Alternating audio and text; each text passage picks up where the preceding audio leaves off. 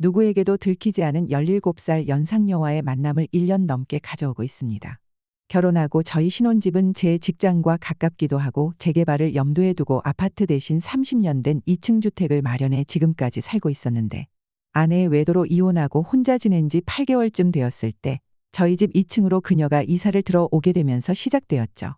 그녀는 맞벌이로 바쁜 아들 내외를 대신해 손주를 학교에 데려다주고 하교길에 태워서 집에 오는 게 일상이었어요. 9월 중순쯤 주말이었는데 아직은 더운 날씨라서 현관문을 열어놓고 반바지 차림에 신나게 PC게임을 하고 있었는데 현관에서 그녀가 아저씨, 아저씨 하면서 절 부르더군요. 그래서 나가보니 자기 좀 도와달라고 하는 겁니다. 컴퓨터 잘하냐고 갑자기 모니터가 안 나온다고 좀 봐달라고 그러더라고요. 그래서 알았다 하고 같이 그녀 집으로 올라갔지요. 그녀 방에는 침대 그리고 6자짜리 장롱 그리고 그 바로 옆으로 컴퓨터 책상이 있더군요. 컴퓨터를 켜고 책상에 앉으니 그녀는 음료수를 가지고 와서 책상 위에 올려두고 제 바로 옆에 붙어서 뭐가 잘못된 건지 물어보더군요. 모니터와 본체를 차례대로 확인해 보니 메모리 카드 한 개가 불량이었던 거죠. 그래서 불량 메모리를 빼내고 다시 부팅을 하니 모니터가 정상으로 동작이 되었습니다. 그리고 일어서니 아줌마는 고맙다고 과일이라도 좀 먹고 가라고 붙들더군요. 소파에 다소곳이 앉아있던 그녀가 저 애 엄마는 어디 가셨나요? 아, 네, 이혼하고 혼자 살아요. 어머나 제가 괜한 질문을 했네요. 아니 괜찮습니다. 이제 한 집에 사는데 그 정도는 아시고 계셔야죠. 많이 외로우시겠다. 조금 그렇죠. 주변에 괜찮은 사람 있으면 소개 좀 해주세요. 호호호, 저도 많이 외로운데요. 하, 그렇군요. 만나는 사람 없으세요? 가끔 웬 여자분이 오시던데요. 네, 제 여동생이에요. 청소나 반찬 때문에 일주일에 한두 번씩 와요. 그렇게 대화 좀 나누다가 전 집으로 내려왔습니다. 그때가 오후 1시쯤이었는데 잠시 뒤 아줌마가 내려오더니 절 다시 불렀고 고마워서 점심 차려준다고 부르면 올라오라고 하더라고요. 호랍이 밥 챙겨준다는데 저야 물론 좋았죠. 혼자자 짜장면이나 시켜 먹을 생각이었거든요. 시간이 좀 흐르고 아줌마가 부르는 소리에 올라갔어요. 된장찌개와 소불고기, 계란말이 그리고 밑반찬 이렇게 준비해 주셨더라고요. 점심을 아주 맛있게 먹고 아줌마가 타준 커피 한 잔 마시고 나니 배도 부르겠다. 시원한 맥주가 한 잔 생각나더라고요. 그래서 날씨도 더운데 시원한 맥주나 한 잔 하실래요? 라고 말하니 아줌마가 좋다고 적극적으로 호응을 하대요. 그래서 전 편의점에서 맥주 6캔과 안주거리를 사왔죠. 그녀와 사이좋게 한 캔씩 마시면서 대화를 좀 나눴는데 아줌마 남편분은 주로 아파트 현장에서 일하시는 분이었는데 10년 전 사고로 돌아가셨다고 하시더군요. 그리고 3년 전부터 아들 내외와 함께 지내게 되었다고 하더라고요. 그런 속 얘기를 계속하는데 가만히 듣고만 있기 뭐해서 저 역시 아내가 바람나서 이혼했다고 지금은 회사 집만 오가며 지낸다. 별 의미 없는 얘기를 나누었죠.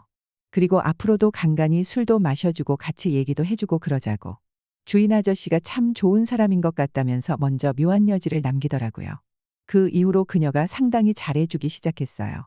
오고 가며 아는 척도 먼저 하고 남자 둘이 사는 집이라고 배달 음식만 먹지 말라면서 밑반찬도 챙겨주시고 언젠가부터 저희 부자를 살갑게 챙겨주는 인심 좋은 아줌마였어요. 가끔 회사 마치고 우연히 만나 저녁 식사를 하기도 했는데 아무래도 혼자 사는 내가 측은해 보였던 것 같아요. 그래서 나도 그녀한테 살갑게 대해주었고 나이차가 한참 나는데 불구하고 친근하게 다가갈 수가 있었습니다. 안녕하세요. 40대 초반이고 돌싱남입니다. 저와 와이프는 동갑이었고요. 맞벌이를 하고 있었습니다. 둘 사이에는 8살짜리 딸이 하나 있고 아내와 상의 끝에 더 이상의 자녀 계획은 가지지 않기로 했었습니다. 애가 5살이 되었을 때부터 아내가 취업을 해 맞벌이를 시작하게 되었죠. 맞벌이 안 해도 괜찮았지만 집에만 있기 무료하다며 일을 한번 해보고 싶다고 해서 사무보조와 같은 간단한 업무를 보는 곳에서 일을 했습니다. 근데 평소 6시 칼퇴근을 했었는데 갑자기 야근이 생겼대요. 늦게까지 하는 야근은 아니고 저녁 9시까지만 하는 거랍니다. 그리고 옷차림이나 화장이 전과 달라졌고요. 그래도 아내를 믿었기에 별 다른 생각 안 하고 지냈는데 유독 야근하는 날에만 남다른 모습에 약간의 의심이 들기 시작했습니다. 그래서 그냥 지켜보면서 평소처럼 아무 내색 안 하고 있다가 애 엄마가 야근한다는 화요일 퇴근 시간에 몰래 회사 앞에서 기다렸습니다. 만일 진짜 야근이 생긴 거면 정시 퇴근할 때 안 나올 것이고 바람이 난 거면 정시 퇴근 맞춰서 어딜 가거나 따로 누굴 만날 거라 예상하고 기다렸죠.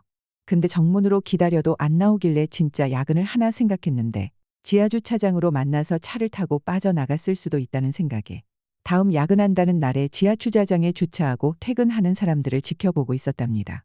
기다리다 보니 아내는 야근하는 게 아니라 칼퇴근하면서 같이 나온 회사 동료도 아닌 다른 사람 차 조수석에 올라타는 거 보고 뒤따라갔고 차가 인근 숙박업소에 들어가는 걸 확인하고 현장을 덮치고 말았습니다.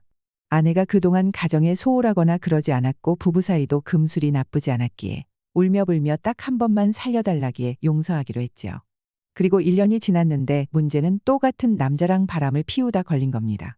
두 번째는 휴대폰 벨소리 때문에 알게 되었네요. 어느 날 저녁 아내 가방에서 갑자기 그동안 들은 적 없는 벨소리가 들리는데 애 엄마가 전화를 안 받고 황급하게 움직이는 모습이 이상해 보여서 지금 휴대폰 뭔 소리냐고 집에선 항상 진동 아니었냐고 물어보니 새로 폰을 맞췄대요.